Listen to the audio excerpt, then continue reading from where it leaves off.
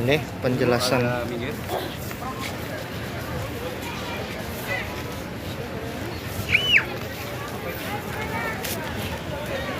Penjelasannya Ustaz di Masjid Gomama.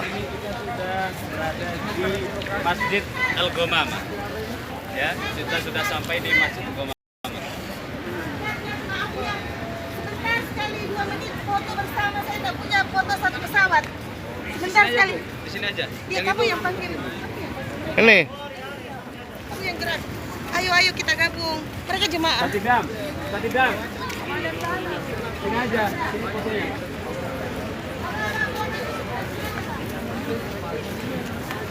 Boleh kita fotonya itu video. oh gabung sama siapa tadi? Ayo Hah? ibu, foto dulu kita. 6. Mana? Ada orang di situ. Ya kan lama sudah selesai. Sini ibu. Apa? Nggak ada.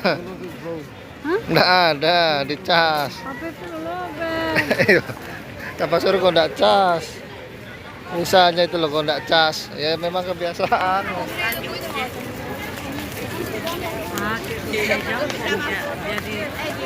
Memang ini juga.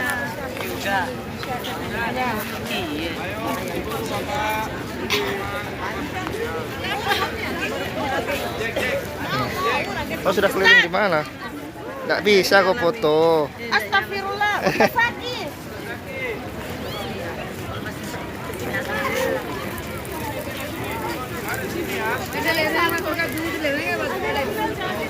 Mantap.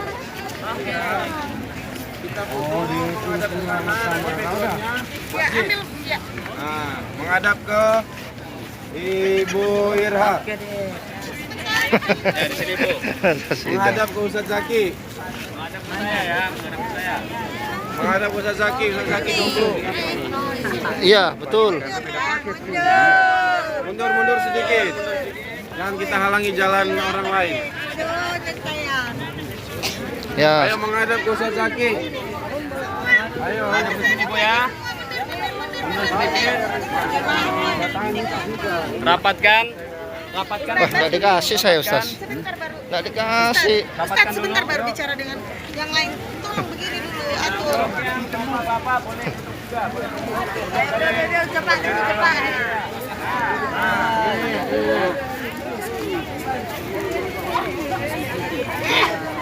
Nah, miring.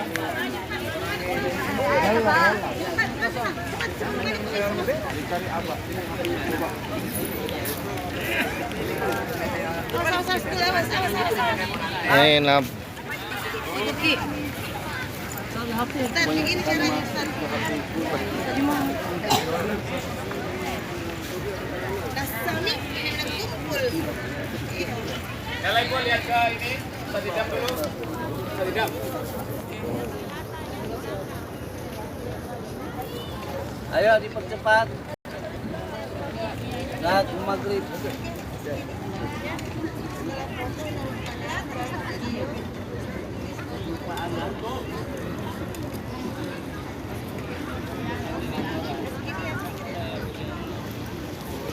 Sebentar Pak Bosku. Ayo masuk. Masih nale.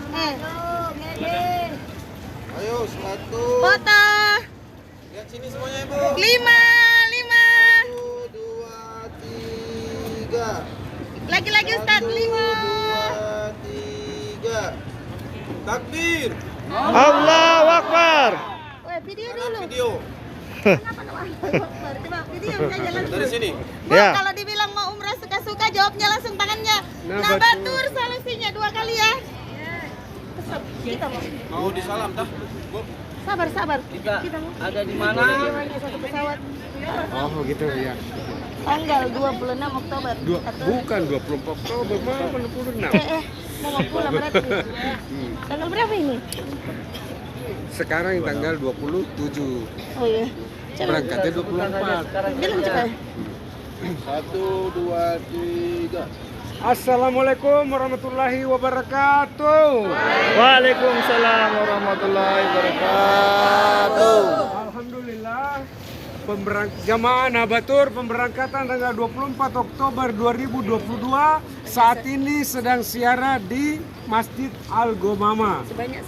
Sebanyak 433 orang. Mau umrah suka-suka? Nabatur solusinya.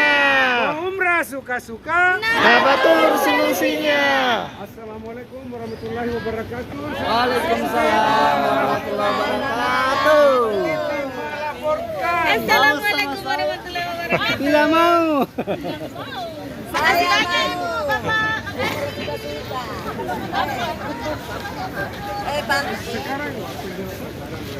Ya, yang jemaah saya agak minggir. Sini. Ini sama Sasaki kok. Di sini Bu agak minggir.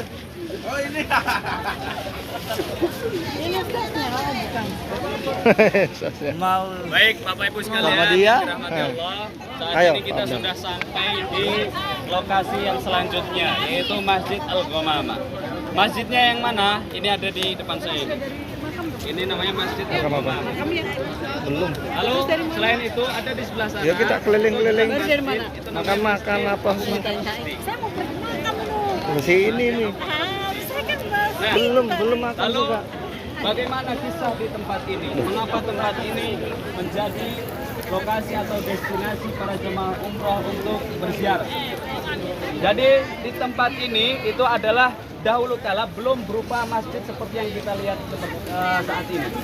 Dahulu kala hanya sebatas lapangan atau sebatas ya medan lapang saja.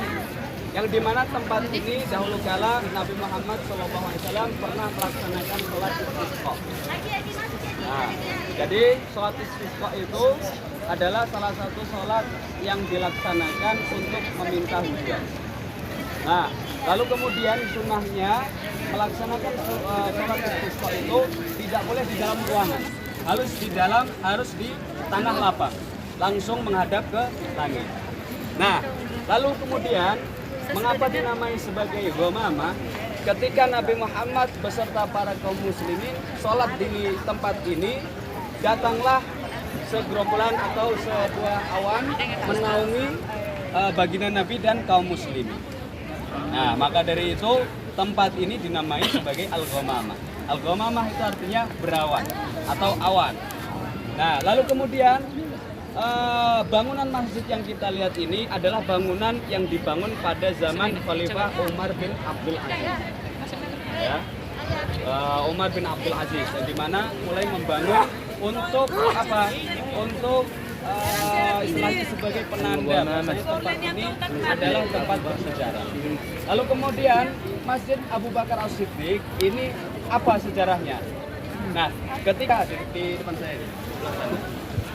Nah, sedangkan Masjid Abu Bakar As-Siddiq ini adalah tempat ketika kepemimpinan Khalifah pertama dalam Islam, yaitu Sayyidina Abu Bakar As-Siddiq, ketika itu melaksanakan sholat istisqa. Nabi Muhammad melaksanakan sholat istisqa tempatnya di sini, sedangkan Sayyidina Abu Bakar melaksanakan sholat istisqa di sebelah sana, bergeser. Nah, maka dari itu akhirnya juga dibangun masjid dan dinamai sebagai Masjid Abu Bakar As-Siddiq. Nah, itu. Nah, selain itu Bapak Ibu sekalian, di sebelah sana tidak terlihat ya dari sini, itu ada kubah hijau. Ya, kubah hijau. Kubah hijau ini adalah simbol atau kata apa ya? Kompleks. Di bawah kubah hijau itu adalah makom baginda Nabi Muhammad SAW beserta dua sahabat yang lainnya, yaitu Sayyidina Abu Bakar As-Siddiq itu dikuburkan di bawah bahu baginda Nabi, dan Sayyidina Umar bin Khattab di samping Abu Bakar As-Siddiq. Di mananya? Di bawah kakinya. Jadi sejajar dengan kaki baginda Nabi. Nah, lalu kemudian di atas kubah hijau itu ada semacam peti. Kalau Bapak Ibu lihat itu ada kayak peti kecil. Nah, peti itu atau tempat itu bukan peti ya, itu adalah jendela. Tempat itu atau jendela itu adalah yang langsung menuju ke kepala dan kaki baginda Nabi. Nah, jadi dulu pembangunan daripada kubah hijau itu dimulai ketika zaman kekhalifahan Mamalik. Jadi dalam Islam itu banyak sekali kepemimpinan. Ada Umayyah, Abbasiyah, dan yang lainnya. Sedangkan ada juga masuk ke zaman Mamalik.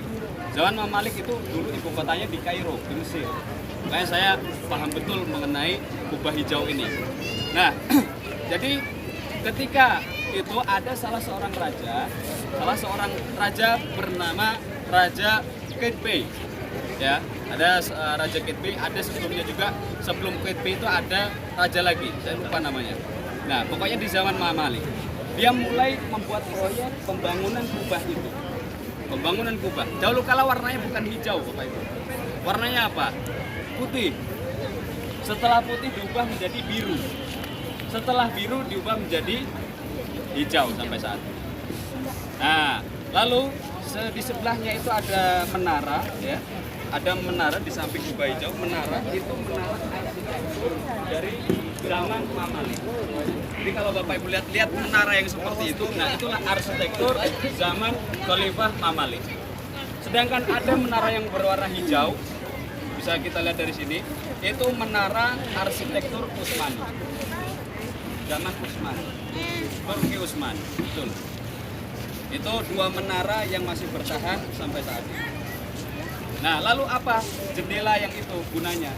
Dulu ketika diadakan sholat istisqa, sholat minta hujan, pintu itu dibuka karena langsung langsung di kepala baginda Nabi. Dan ketika itu dibuka dan melaksanakan sholat istisqa, selang beberapa hari atau bahkan saat itu juga langsung turun hujan. Nah, itulah. Walaupun baginda Nabi sudah wafat, tapi mukjizatnya atau keajaibannya itu masih ada.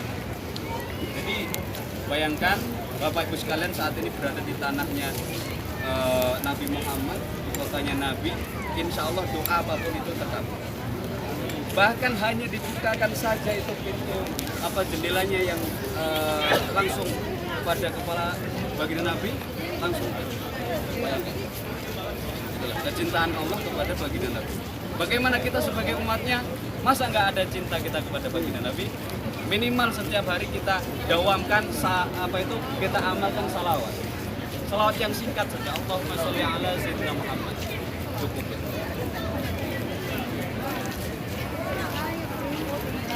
Itu di tempat sholat itu, Ustaz. Ya, di dalam ini bisa dibuka, kadang dibuka, kadang ditutup. Jadi waktunya dibuka. Tapi kalau Masjid Nabawi sudah azan 5 waktu, ditutup. Kalau ini tutup juga, ini ditutup.